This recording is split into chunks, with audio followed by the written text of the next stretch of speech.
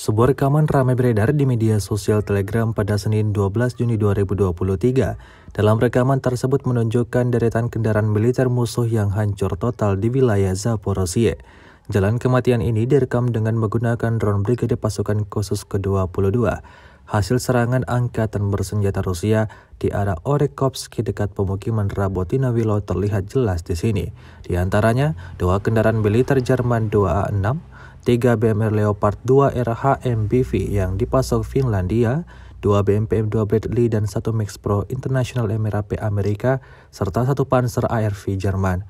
Tank NATO, kendaraan tempur infanteri, dan kendaraan ranjau dihancurkan saat mencoba menerobos di jalan menuju Tokmak, tempat tentara dari Resimen ke-291 dan ke-70, Brigade ke-22, dan Batalion Pengintai ke-417 bertahan di baris pertama. Dapat terlihat dalam rekaman semuanya hancur hingga tak ada yang tersisa. Video ini viral dan menuai beragam respon dari warganet.